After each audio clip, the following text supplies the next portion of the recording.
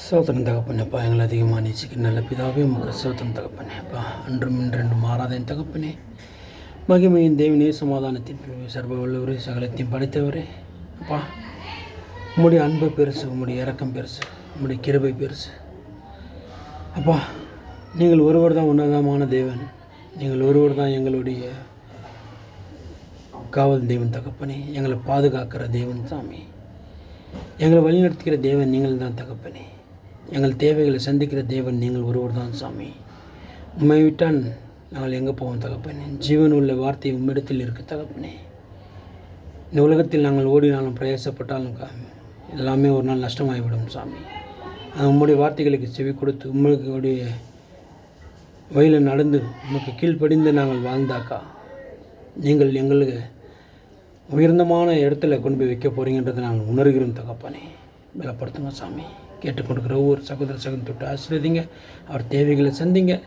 விழுந்து போயிருக்கிற சகோதர சகோதரியும் எழுந்து மறுபடியும் ஓடுறதுக்கு உதவி செய்யுங்க தகப்பனே.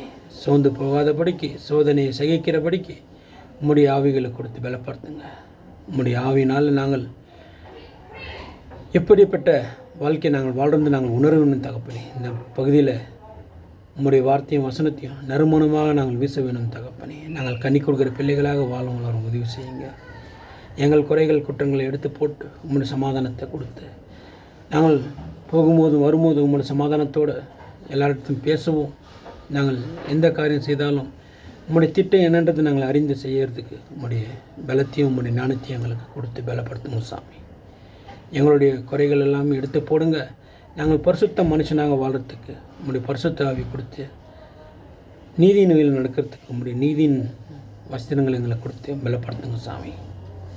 நாங்கள் கேட்டதும் கேட்க மறந்ததையும் கரங்கள் ஒப்புக் கொடுக்குறோம். நாங்கள் ஜெபித்ததும் ஜெபிக்க மறந்ததையும் நீங்கள் ஆசீர்வதித்து வழிநடத்திட வேண்டும் என்று எங்கள் மீட்பரும் இரட்சகரும் முடிக்கும் மருமாக இயேசு கிறிஸ்துவின் நாமத்தில் நான் ஜெபிக்கிறேன். ஜீவனுள்ள நல்ல பிதாவே, ஆமென்.